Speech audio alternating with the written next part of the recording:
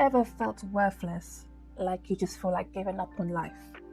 You have to pretend that everything is great, but meanwhile you are breaking inside. Or maybe there's been a time of your life where you just feel like giving it all up altogether. Well, this video is for you. Today I'm going to be talking about bullying culture. Yes, you heard that correctly. Bullying culture. How it affects young children, teenagers, even our adulthood.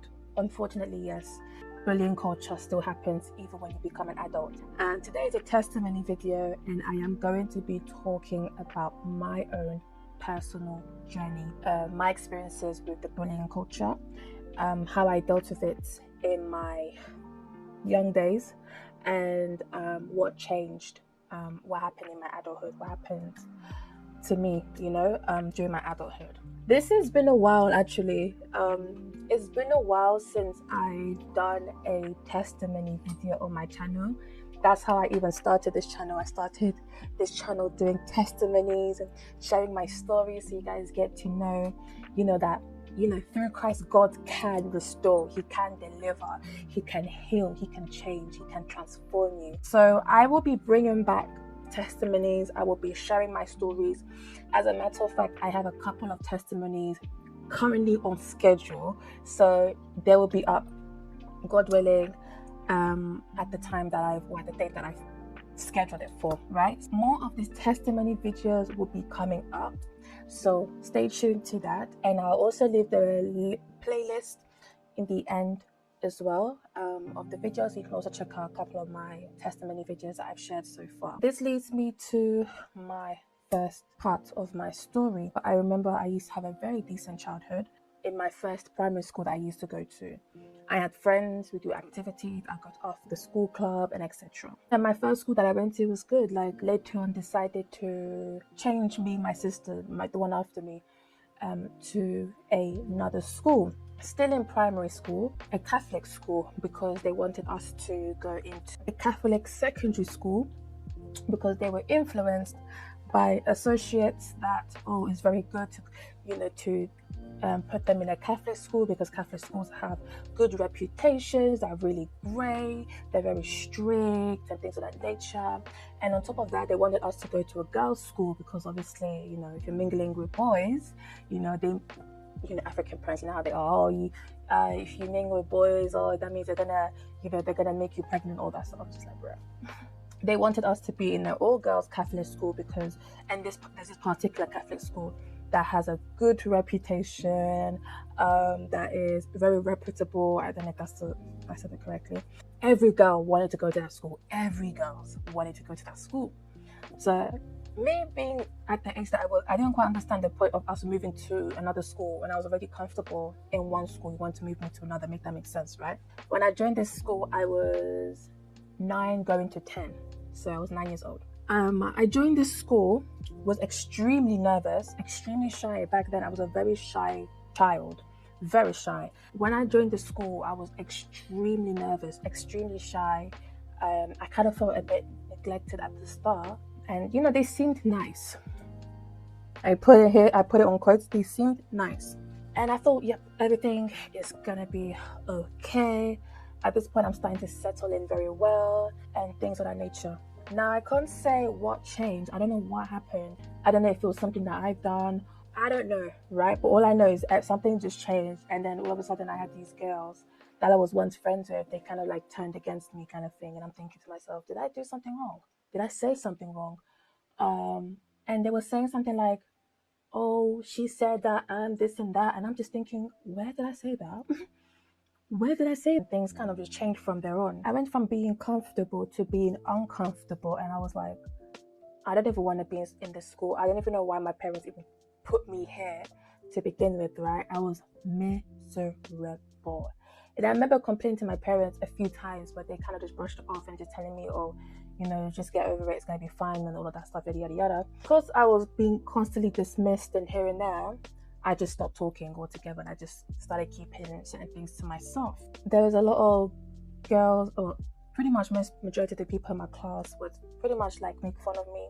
One of the things that they would make fun of me for was body odor. Now, I will put my hands up in the air and I will say for what it is, yes, I used to sweat a lot, okay? At a very young age, at the age that I used to sweat a lot.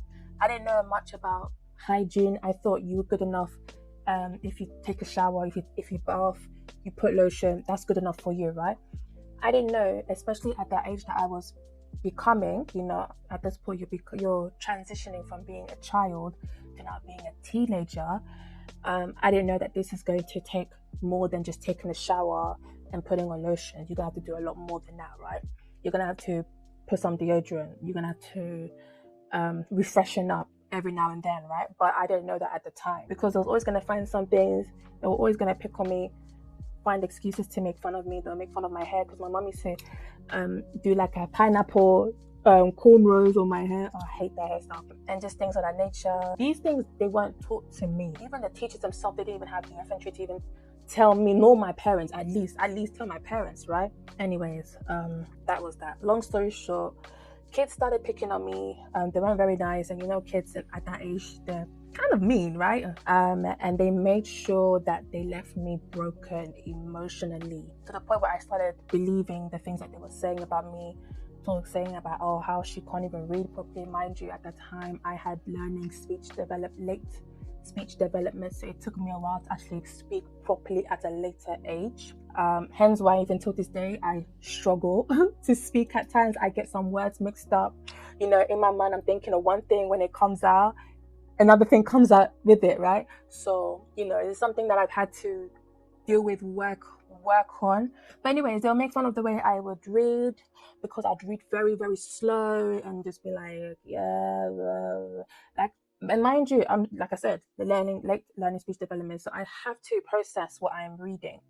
Obviously, they didn't get that. So whenever the teachers would be like, oh, can Kia read now? And I'm just like, oh, I don't want to read. But obviously, I kind of have to. So when I would read, you have these kids making, like, laughing, and be like, oh, why is she reading? Blah, blah, blah. Kids are rude, man. This is why I'm just like, when I see kids, I'm like, boy, bye, get off my face, I'm taking. I love kids. The ruly ones, I just side-eye them, but I'm just like, okay, it is what it is, right? There was even a time, I remember this moment, there was even a time when I felt ill. I think I was ill for like a day or two. And I come back the following day and I see the disappointment in their faces. And I'm like, raw, because they thought that I left. They thought that I was never coming back to class again, that it was done for me.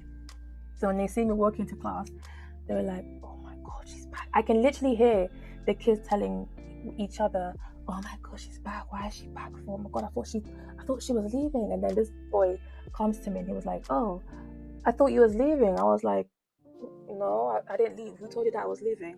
So apparently someone in the class actually told everyone that I was leaving, or something along the lines of that. I know who that person, I suspect, is this girl that I was hanging around with, who I felt like she was being a bit snaky with me. Like, she would only hang around with me when she felt like it. Like, she'll hang around with me outside of school, but then when we are in school, she would literally avoid me like a plague. And I'm thinking, girl, if you don't want to hang around with me, it's actually okay. It's never that serious. Coming into my life and then leaving, and then chilling with these other girls, and then these girls are laughing, and then she's joining in. But then when we are leaving, then you're following me and you're tagging along, and you're coming to my house, I'm coming to yours. Like, it was just a bit snaky for me. But at the age that I was in, I didn't know any better, and I thought, oh, she's being a friend. Anyways, long story short, I leave that second primary school. I go into my first secondary school, because yes, I did leave the first secondary school as well. And for those that maybe you're not from the UK, primary school is like, I don't know if you could call it, elementary is more like nursery here in the UK.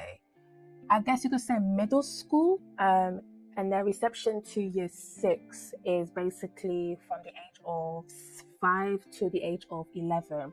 And then secondary school, what we call here, is high school. It's from the age of 11 to the age of 60. So you finish secondary school at 60, and then you can choose to either go to work, you can choose to go to college, or sixth form.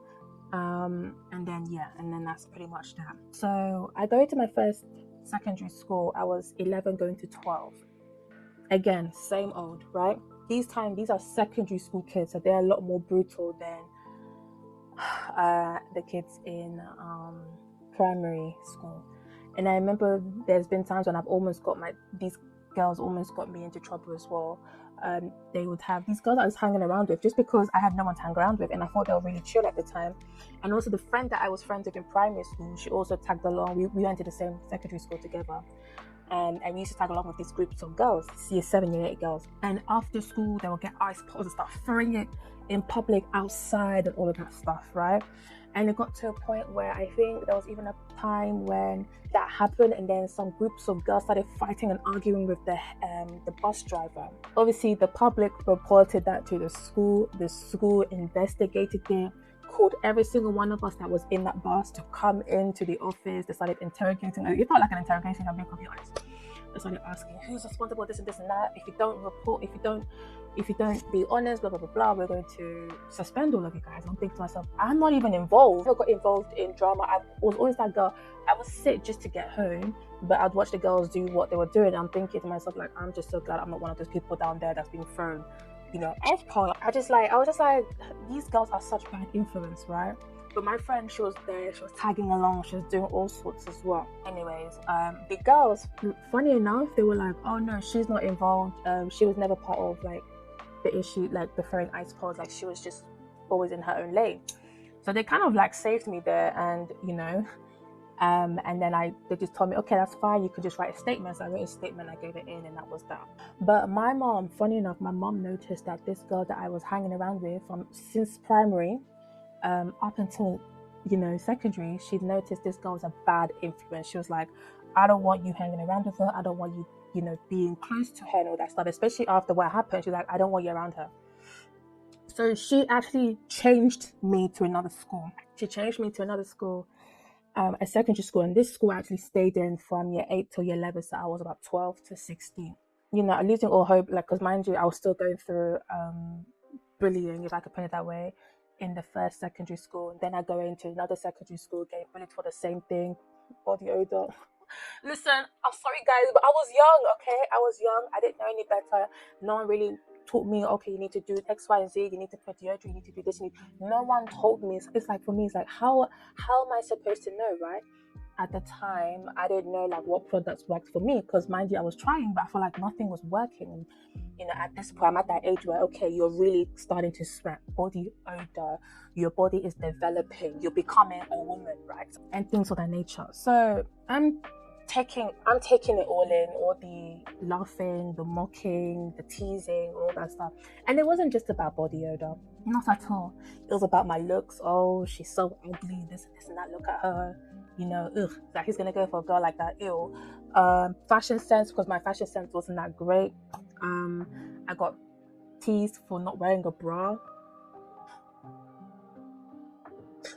I got teased for just having a mediocre hairstyle, apparently. I got teased for being too quiet. I got teased for being, I don't know. I just got teased. And mind you, I have, they call it the resting bee face. But when they see how quiet I was, they were like, you're not that of a bee, are you? Right? They would cause havoc on me. And I thought, oh, me going into another school, a fresh start, everything's going to be great. Boy, oh boy, were the girls brutal. And especially because I'm moving into a girls' school. So mind you, the first secondary school I went to was a Catholic school. Not the school that my parents expected for me to go into, but it was the second option. So they were like, okay, cool. Now, they moved, my mom mainly, moved me from that school to another school, a girls' school again, but this time this school was a secular school, so it wasn't Catholic, just so I can be away from this girl. That school has a reputation of being a school for lesbians. I don't know where these rumors come out of, but apparently it's a school of lesbians, right? Again, got made fun of because I wasn't academically bright enough. Just because I struggle with certain education. And I feel like education systems should really do better, because not everyone is strong in certain areas. People have different ways of learning, right? Some people have learning difficulties as well.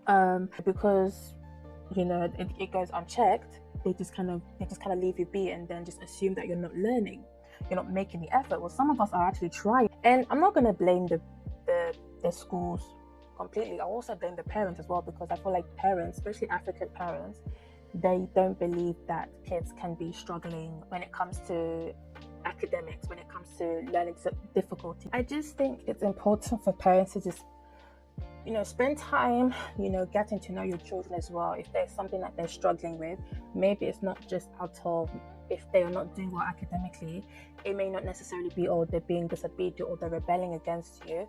It could just be the fact that, oh, they might actually be struggling with certain subject, and they might need extra assistance, But anyways, kids will make fun of me, especially when you're in a girls' school. They're a little bit more brutal. They're not that nice. They can be very mean. I became cold. I accepted that, okay, I'm just not liked, and that's okay. I'm just not pretty, and that's okay.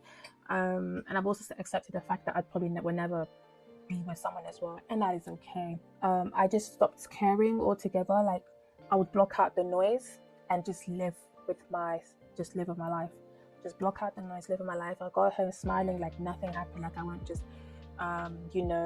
being mocked and laughed at. I'd be stronger for my sisters and smile and everything. I'll be cool around a small groups of friends that I had. Over time, back in the day, they used to call me Bilelalila in Lingala, which is cry baby, right? So I used to cry a lot, but it got to a point like I'd cry less and less, to the point where I literally stopped crying altogether. Now, you think it's something you'd see within men, right? Men are told not to cry. If you cry, I'll give you something to cry about, right? Crying it shows your weakness, right? I also had that mindset as well. Anyways, I just felt like my tears wasn't doing me. It wasn't getting me anywhere. It wasn't getting me anywhere in life. And people would actually, especially my friends at the time, they would tell me, they would call me like Heart of Stone. That was like my nickname, Heart of Stone, because I never showed emotion. Yeah, you see me, I'm happy here and there, but I was just that. I never wanted to show my vulnerability. I never wanted to show my weakness. So I would just be that stone cold girl. So whenever girls would mock me and make fun of me and things of that nature, I wouldn't show that emotion. I would look and then I would continue doing what I needed to do. So that was my way of coping with such trauma, if I could put it that way. 15 to 16, I started listening to rock music. In fact, I was very heavy on rock music. Rock music was my thing. I listened to rock. I listened to, the rock music where they're screaming to the top of their lungs. That was my mojo. I love listening to rock music because all that anger, all that hurt that I had, I thought rock music was helping me channel that, channel that anger and, all my emotion. But little did I know that it was pulling me deeper and deeper into the darkness. And I actually have a video talking about why I stopped listening to rock music. So I'll leave the link to that video down below as well, so you guys can check that video out. I started watching horror movies. Like we would watch horror movies here and there when I was younger, but I started watching horror movies like crazy, right? And just depressing stuff as well, very depressing stuff. At the time as well, I wouldn't say I was really praying like that either. Yeah, sure, we would pray as a family, because at the time my dad was still living here. We'd pray as a family, and then everything would be good. But I didn't have a personal relationship with God. I didn't even know who he was. At that time, I didn't even understand the whole Trinity side of things either, right? So I was just like, so eventually I leave school and I'm like, good riddance to bad rubbish. I said, what? Good riddance to bad rubbish. I said, I sign out. All these dusties, I'm sorry, I'm gonna use some words. All these dusties, you guys are dead to me. I hate you. I said it clear, I hate you. I am done. I definitely held some resentment, if not grudges, towards certain people that made my life a living hell. Yes, I will say it right here, right now. I'm not proud of it, but I was an angry girl. I wouldn't show my anger out there, but I was an angry girl. And I thought everything's gonna be okay. I'm moving forward with my life, letting go of these bees, right? Back in the days, I used to swear as well. I know, I used to swear. Something I'm still working on. Okay, that's right. I still very mindful like what I say, because I am on a journey of cutting down on swearing as well. So baby steps. But back then I used to cuss like a sailor. Okay, mind you, I never used to cuss before. I used to be a good girl, and then when stress started hitting me left, right, center, little cuss word would just enter my mouth. I'm like, ooh, and then I used to love it. But now it's just like when I would cuss, I just felt like I was polluting my mouth. That's why I'm at a journey of like avoiding cuss words, certain cuss words and all that stuff. But anyways, I was literally like, oh, I'm done with these B words, and I'm moving on. Like, these girls are dead to me. I literally said yes. These girls are dead to me. At this point, I had just finished school. I'm going into college. At this point, I'm slowly starting to learn about myself, figuring myself out, working on my hygiene. At that time, my hygiene still wasn't perfect, but I was still working and figuring out what works for me. When I left college, I went into uni. So at this point, I'm like, I'm going to be in a big school. I had to be in a big school, so I really need to bring up. I need to accelerate. At that time, I never wore makeup either, so I would never wear makeup when I was younger. I started wearing makeup when I was like 20. And that's when I started wearing makeup like properly. I would, sometimes sneak into my mom's room and then take out some of her makeup stuff and start applying it on my face when she wasn't around. She eventually caught me, but then she was like, "Oh my god, mommy, you look nice. Okay, you need to start my makeup more often." I was like, "Okay." So at the time, my cousin, she took me to Kiko. So I really started to take care of my hygiene because of the fact that I was that traumatized with the mockery and all that stuff about my hygiene. It did leave a bit of a mark on me, even till this day. I had to started working on my hygiene, but I do kind of go a little bit overboard, which is due to a little trauma that I have back in school, that I experienced back in school. I started wearing makeup a lot. Like, I started really wearing makeup because I wanted to feel pretty. Because at that time, pimples were breaking out like crazy, especially on my forehead. It was disgusting back then. Okay, I'm wearing makeup now, but even when you see, I have a couple of videos when I don't wear makeup. My face without makeup is nothing compared to the face that I had. Not the face that I had. My face that I had to deal with back then. It was bad, and I think it has more to do with my diet as well, because I was just eating crazy. I'm even surprised I didn't gain that much weight. Considering how much I was eating, like, I didn't gain that much weight. Like, I was eating like crazy. So I wouldn't be surprised if it had to be due to the diet as well. But I also know that it was also because my body was changing and all that stuff. Yeah, I had really bad skin, so I would hide that with makeup to make me feel prettier. Would you say I was insecure? Probably. I would say that I was pretty insecure because it got to a point where I would take off the makeup and I would not be happy at the face that I'm looking at the mirror. Like, I would not be happy. I was miserable. I could still hear that voice of like, "Oh, you're still ugly," blah blah blah blah blah. So, I felt that, oh, now I have makeup on, I can prove these girls wrong. I'm like, girl, right now looking, I'm like, girl, who you proving proving yourself to? These girls have probably moved on, doing their own thing, like, probably not even thinking about you, and you're there like, I'm gonna wear makeup so I can prove to them that even I can be the prettiest, even I can be cute. Girl, bar. I was clinging onto the past. I deep down inside, I have resentment for the girls and just anyone that just made my life a living hell. I just was not happy. I was just miserable, right? I was miserable. Like, I needed to put a mask on to feel pretty. I even started makeup videos. I started posting on my old makeup on my old YouTube channel. I still have my channel. It's still live. It's just sitting there just for the sake of it. But anyways, yeah, I even started my YouTube channel in my early 20s so I can start, posting makeup, because at this point I felt like I was becoming really good at makeup and doing hair as well. I thought deep inside I was happy. I thought, I've moved on, I am happy, I'm at peace. I really thought I was happy. And many times, when you in certain chapter of your life, you think you're happy because whatever you went through in the past, you've left it in the past. But little did I know, there were some things, some baggages that I still carried with me that were dangerous. Such as the feeling of grudge. I had hatred towards certain girls that made my life a living hell. I felt grudge. I felt like, I was like, if not for the fact that my family, we are Christians, I would have done something to them in school and they would not like me. But I was like, no, I'm not going to do it because I don't want to get into trouble. So I would never do such thing. But I had resentment. I was very, very angry.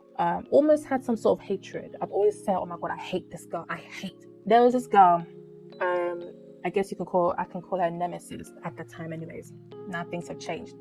But there was this girl, we never went to school together, but through associates, she would sometimes come by my house with her relatives and all that stuff. And we never saw eye to eye. I don't know why, we just never got along. we just don't speak to each other. And I remember the first time I met her, I encountered her, we were, I think, 2 years of age. It's funny, I can remember that. And I remember trying to play with her, and she literally she went like, ew, like you're off me, kind of that kind of facial expression. I was just like, imagine a little kid, like you're trying to be friends with her, you're trying to play with her. You finally see a girl your age, right? And you want to play with her, only for her to just like, she's trying to get herself away from me, like as if it's some plague. From that point, I just kept my distance from her. But I was always very nice to her. Like, I tried to keep a cool Joe, but she would always find little things. Oh, I heard you hate me, this and this. And I was like, I don't hate you. Hate is a strong word. Like, I don't hate you. I barely know you. We don't even hang around like that. She and her cousins, which who I know as well, but they would sometimes like talk about me and things like that. And I just grew cold towards them. After that, I just started. I was like, if you can play that game, listen. If you want to hate, that's fine. I'll hate you too. We did not like each other, and even like my sister, they'll tell me like when we talk to other people, they're like, oh, Naomi, like she doesn't have haters, but there is one girl that she hates with a passion. And I was like, facts. I was like, facts, because we never got along. We never got along till this day. Now, obviously, I don't hate her now because obviously I've turned a new leaf. Glory be to God. I don't have any hate towards her. I had no reason to hate her. There really is no reason. I think it's just the fact that we just don't see eye to eye. We just don't see eye to eye, and that's totally okay. That's totally fine. There's nothing wrong with that. But she's one of the people that I used to hold grudges to the core. Like I hated her with a passion, just because of how she treated me, and for no apparent reason. I did feel jealous at one point. Like I was extremely jealous. I would even be jealous towards my friends, not in like a negative way. Well, jealousy is a negative spirit. It's not a good spirit, but in a way of like comparing myself to other people. I was extremely anxious. I became more anxious than ever before. And I was also very angry. I was a very angry person. Like I would get easily triggered. And also the worst part of all of this, which I feel like this is the worst of them all, the spirit of unforgiveness. Yes, having the spirit of unforgiveness. I think this also falls into pride, because if you have a prideful mindset, that also can stop you from coming closer to God, and that can also cause other issues in your life. When you have that pride in your heart, the pride of like, like, I don't know how to explain it. Just the pride of like, I can never ever forgive that person. I will never do such a thing. It's absolutely not. After what they put me through, I'm such a nice girl. I'm such a kind person. Why would they treat me like trash, right? That's pride. Yes, you have the heart of unforgiveness, but that also stems from that pride. Being so prideful, too prideful to even just, accept that, yes, they've hurt you, but you have to let go and give it on to God, right? It's pride. It's pride. And pride steers people away from God, guys. It really does. And I have a whole video talking about this, right? But I was angry. I was bitter. I carried on with that for years. That started to affect me spiritually. Yes, it really did. I would have dreams of me of me still in school. I would have those dreams from time to time. And I became more reserved. I became more quiet. And also I noticed spiritually I became stuck. I felt I was stuck. I felt I was stagnant. I wasn't moving. I wasn't going anywhere. I was like, everything I tried to do, I'm not able to achieve anything. I'm just going around in circles. There's no progression. There's no movement. There's no growth. I'm just there. I felt like something had to change. Something definitely had to change. So what was the turning point for me? That's a good question. God had been calling me. Even during my school days, God had been calling me. When I was going to uni, God had been calling me. Mind you, I was also in an ungodly relationship, and I have a testimony. I've spoken briefly on that, but I do have a testimony coming up. It's actually a part 2 testimony, so stay tuned to that, because I share with you guys. I share the red flags that I've ignored, right? So stay tuned to that video, because it's going to be a very interesting yet an entertaining one, okay? I would definitely say I was very depressed at some point in my life as well. Like I just felt miserable. I wasn't happy at where I was at. I felt like nothing was working for me. The person I was in a relationship was just there. My family was kind of getting on my last nerves. Work was getting on my last nerve. Like it was just too much burden that I felt like I was carrying, and it just became unbearable. Over years and years of just constant, neglecting my spiritual walk, neglecting God, not really praying like that. I'll pray just regular surface level prayer, and then I'll go to sleep and all that stuff.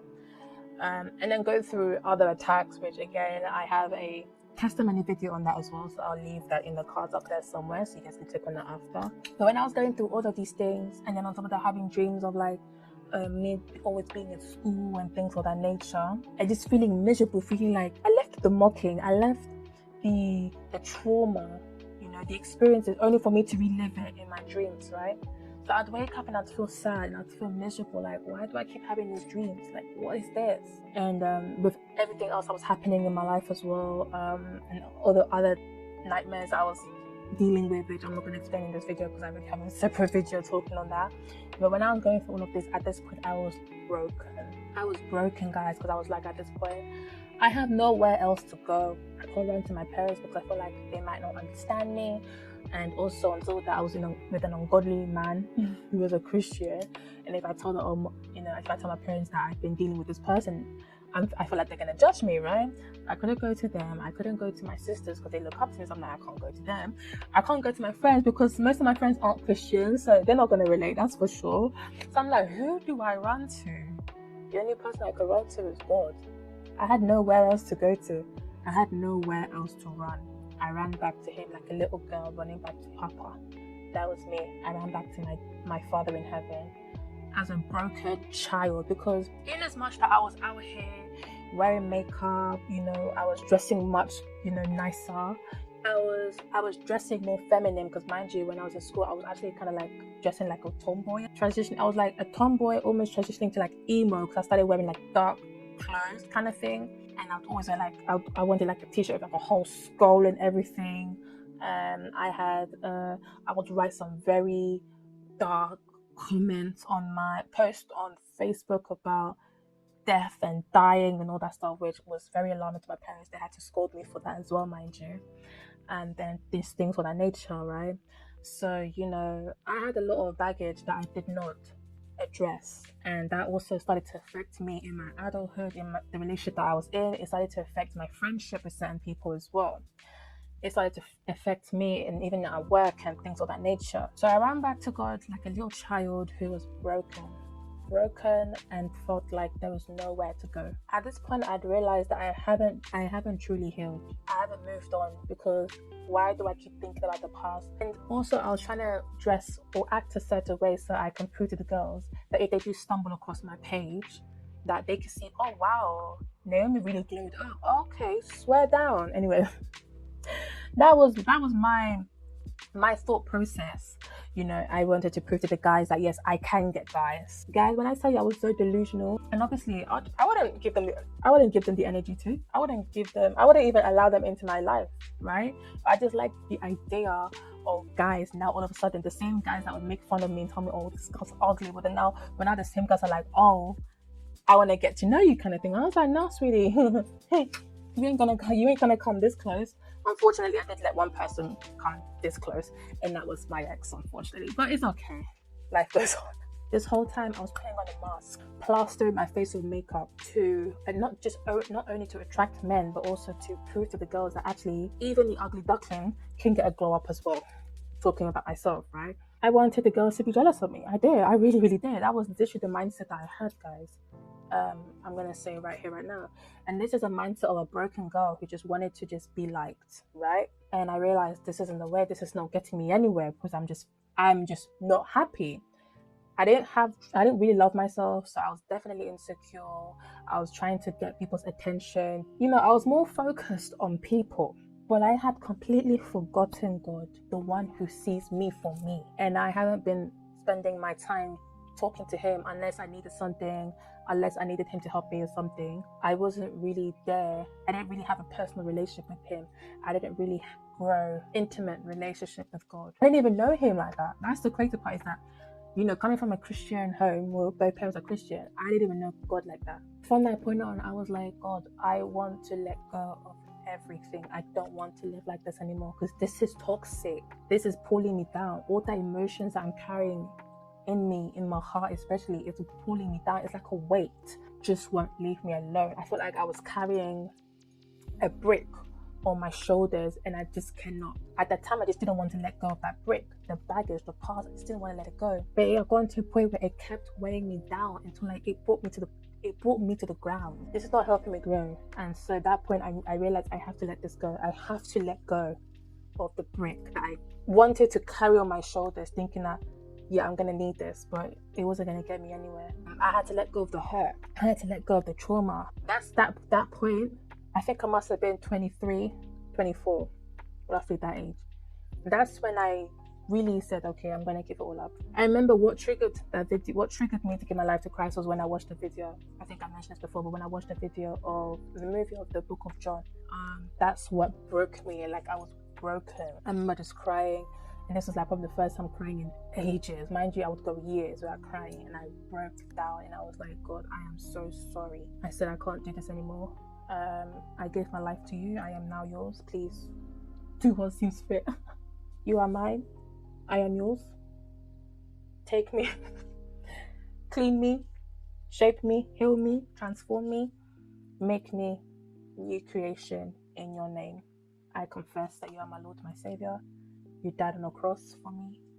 You rose from the dead, and you live till this day, and you promised us everlasting life. I need a change in my life. Change me and make me new. You started changing me day after day, and I started to realize very early on, actually, and I was like, holding on to the past isn't going to get me anywhere.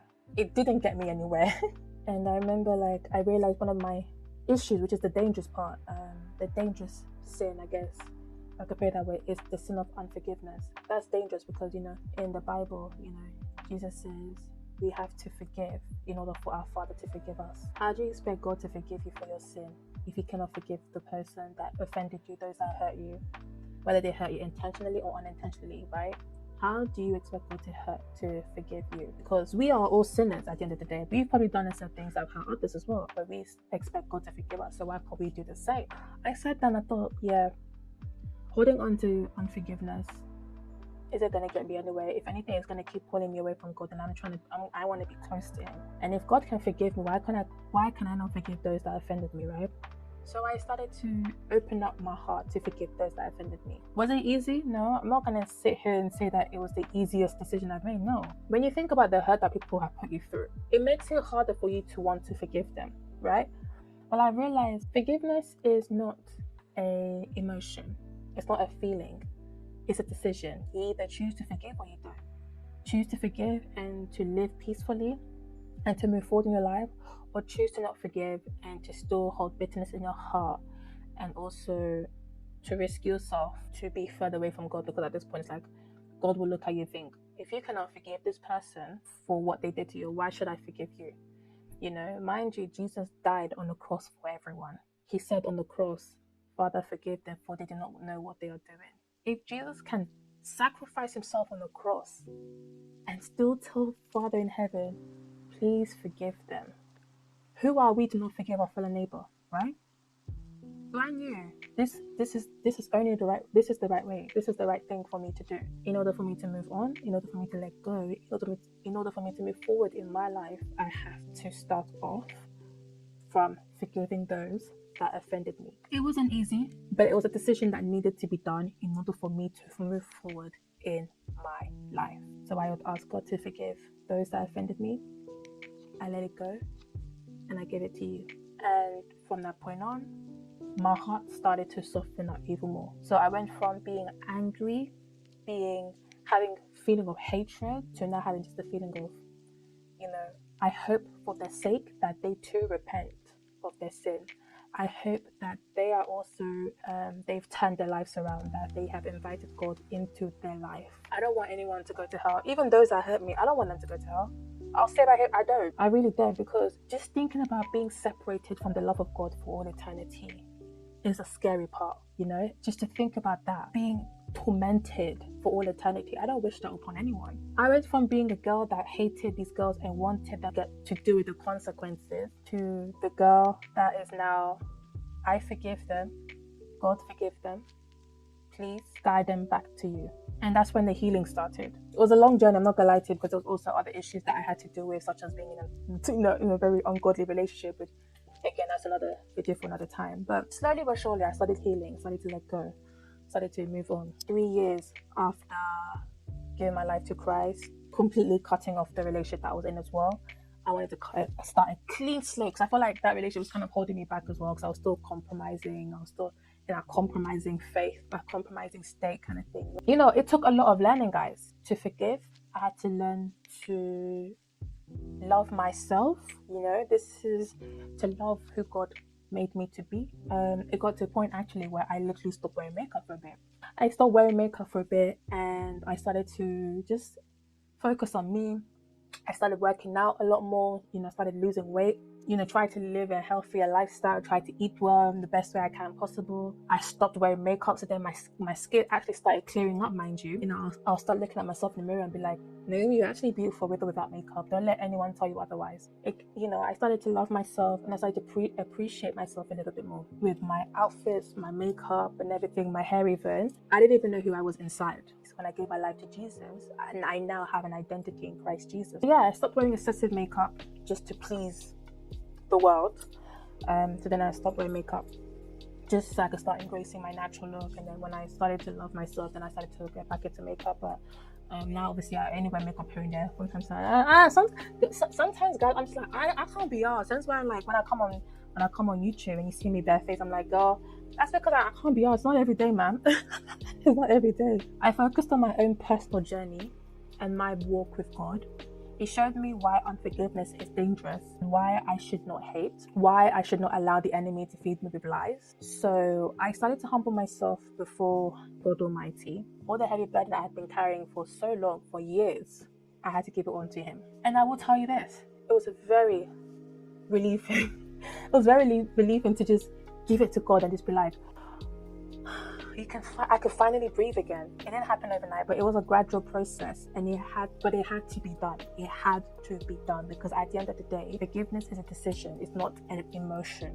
It's you saying, God, I want to move on. I want to let go, and I give it to you. Heal my heart. Make me whole again. It is not for them, but it is for you. It's for your own peace. It is for your own sanity. And that was the same with me. It wasn't for them. I didn't do this for them. I did it for me. I did it for my own peace and my own sanity. So let's talk about the transformation. Well, I'm here, guys. I'm still that little shy girl. You know, I'm still shy. I'm not gonna lie to you. I am. I'm a shy person. At times, but not in an unhealthy manner that like I was back then. I know it's funny because I say this because when I tell people that I'm shy, they think I'm lying. Many times when I tell people, oh, you know, I'm shy, blah, blah, blah, they're like, girl, sit down somewhere. What are you talking about? You're shy. What are you talking about? Shy where, please? You that talk too much, you're saying you're shy. Girl, please. I'm like, I am shy, you know? But that's because, you know, working in places I've worked in hospitality, especially in customer-based jobs, you kind of have to put yourself out there, right? But I will say this: over time, I have learned to come out of my shell a little bit more, to be more open, to be more confident, to be more outspoken, and also to deal with confrontation. Because back then in school, I never dealt with confrontation. So when I had these girls like laughing and all that stuff, I'll just stay there in my own little corner. But now, being me, if I see something that I'm not happy, like if I see something or I hear something and it doesn't sit right in my spirit, I will say how it is. I've had to learn to confront situation, not just to shy away and just to, you know, close my eyes and act like everything's okay. No, like if I'm not happy, I will say how it is, right? You know, I've even to the point where I've even had to defend my colleague at my last workplace. I had to defend him because, like, I'm sorry, sweetie, but you're not gonna stand there, talk down at us like we're dogs, and then expect me to just be standing there. No. No, that's not what we're going to be doing here. Like, I literally had to stand up for me and my colleague. I was like, listen, I'm not trying to be rude here, but you know, there's bigger issues that's happening during the daytime. You're having to go at us. Oh, I went off, guys, but that's another video for another time. I learned that there is time to stay silent, and there's also time to speak. There's also time to stand up for yourself. I've had to learn that if someone takes you for a mug, you don't sit silent, you stand up, and you give them the peace of your mind, respectfully. You give them the peace of your mind, okay? Allow God to guide you, you know? Ask God, you know, should I speak up? But you don't have to say it out loud. You just speak in your heart. The Holy Spirit's in you, right? I've become a lot more vocal. I don't shy away from confrontations whilst staying respectful as well. You know, I'm not going to come here dissing you, disrespecting you like that. I'm too grown for that, okay? I'm too grown for that. I'm in my 30s. I'm too grown for that, please. But, unfortunately, coming from a shy lady like myself, being shy in a world like this is not going to get you anywhere. So I kind of have to push myself. I have to put myself out there. I have to come out of my shell. I had to invite God into my heart to change me and to transform me to be more confident than I was then. I wouldn't be doing these videos today. I wouldn't be here talking about God. And I'm not gonna lie to you, that was something that I was kind of ashamed of back then. I'll say how it is. I was ashamed of talking about my religion because I didn't want it to come across like I'm imposing my faith on people. But now I'm like, I don't care. I'm gonna share the goodness of God. You either take it or you leave it, that's your business. But I'm not gonna stop. And I have confidence in calling, and that is because God gave me that confidence. I don't have to change to be like the next person. I'm at peace within, and that's good enough for me. I found joy in the things that I love. I started focusing on things that actually make me happy, such as cooking. I love cooking. It's actually one of my favorite things to do when I'm feeling happy and I'm just excited and in such a good mood. I just want to cook, learning more about Jesus Christ, spending time with people that genuinely do love and care for me. I have a personal relationship with God. I make the effort to spend time with Him, even when I'm feeling weak, because He's not just my God. He is my Father in heaven. He is my best friend. And He will always, forever have a place in my heart. I was broken. My heart was shattered. I even was suicidal at one point. And I really thought, I wasn't going to make it this far in life. But Jesus said otherwise. He said, come to me, all who are weary and heavy laden, and I will give you rest. So I gave it all to Him, and He started healing my heart. He started transforming me and making me a new creation in His name. I was broken. Now I broke free from that shackle of bondage, and I am set free in the name of Jesus Christ. And I am here to help others overcome what I overcame. Finish it off with this last point, and that is the part where I encourage you guys to those that are dealing with this. And it might not be something you never dealt with this in your childhood. Maybe you're dealing with this even in your adult stage. Maybe you're in a work environment where the bullying culture is very active, right? I just want you to know you don't need approval of people to satisfy you. You need God in your life. You are not alone in this. There are people that have been through it and they've come out of it. Why did I share my story? Not to receive sympathy. I don't need any sympathy. I am sharing this to you guys, or just to anyone who is going through bullying or is dealing with bullying culture, even in the adult stage, that you're not alone. You're not alone. I see you. God definitely sees you. And I don't want you to give up. Don't give up. Don't lose hope. We're in this together, and I just want you to know that we're in this together. And you are blessed, you are valued, you are worthy, you are loved. If there's been people in your life that have said that, they hate you, you're useless, you're good for nothing, and all of that stuff, I'm going to tell you right now, all of these negative words are life in the pit of hell. Don't believe in those words. I know it's easier said than done. It's very hard to ignore those hurtful comments. It's very hard to ignore those hurtful words. I get it because I was there. But I want to tell you something. There is someone out there that is looking down at you right now and is telling you, you are worthy. God sees you. I see you. And there are probably someone out there that is looking at you right now and sees your worth for who you are. Many times when people go through this bullying, it's usually because some people, they see the light in you. Yes, they'll throw stones and say, this girl stinks, this, that and this. But realistically, really and truly speaking, if they are doing all sorts to you, it's because they see the light in you. Your light irritates their demons. Yes, your light irritates their demon. They don't like you because there's something in you that is irritating them. You carry something special and it hasn't come out yet. It hasn't manifested yet. You carry something light in you. You carry something in you. You carry a light in you that just needs to come out in full surface. It hasn't come out yet. It hasn't it hasn't blossomed yet, if that makes sense. The enemy will use other people.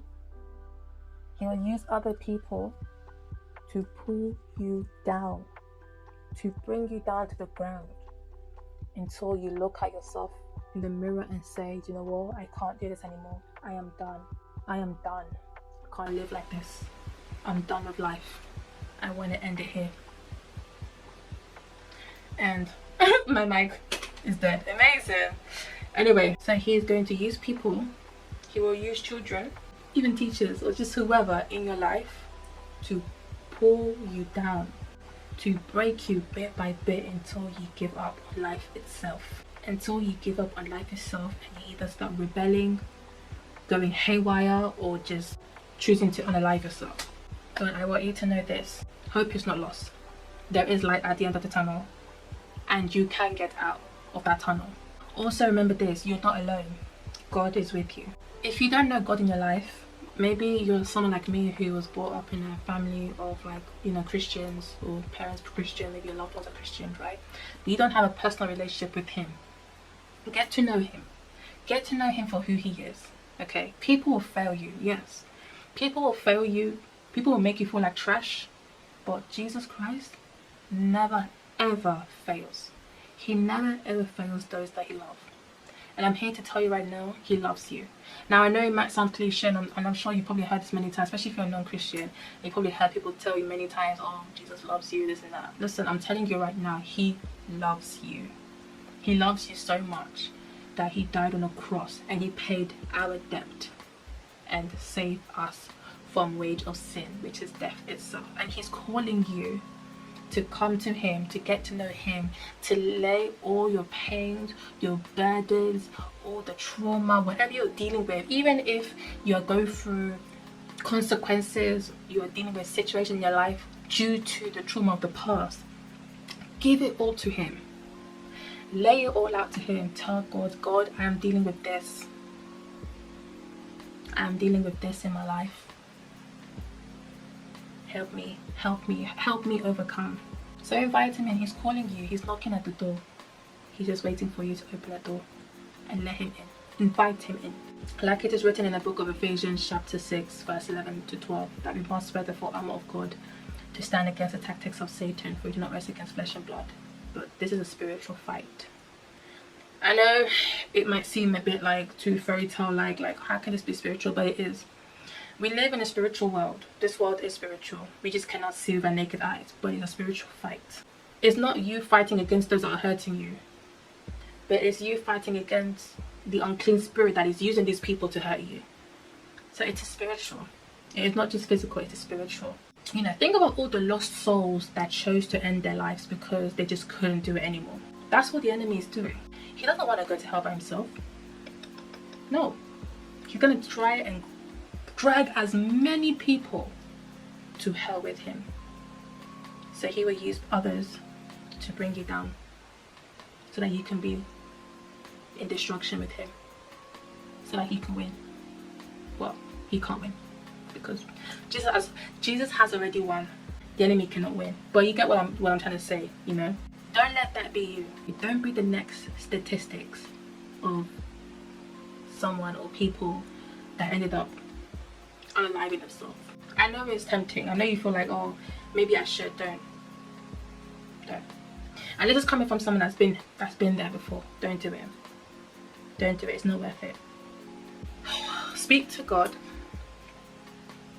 You know, he's much closer than you think. He's closer to you than your own clothes is. Yes, I said it right here, right now. He is much closer to you than your own clothes. So speak to him. Listen to him. Talk to him. He's listening to you. Your tears are being counted in the heavens. Your tears are being counted, guys. He sees your tears. He's counting them. All he wants is for you to come to him, for you to give all your burdens to him, and he will give you rest. Pray, invite him in, and you will see change in your life. A complete transformation. Your story will change. Your story is not over. It's just beginning. Here are some scriptures I'm going to leave you with. So spend time on your own to read these scriptures for yourself. The first book is Psalms, chapter 34 verse 18, it says, "The Lord is close to the brokenhearted." Isaiah 54 verse 17, it says, "No weapons formed against me shall prosper. When I am weak, then I am strong." 2 Corinthians chapter 12 verse 10.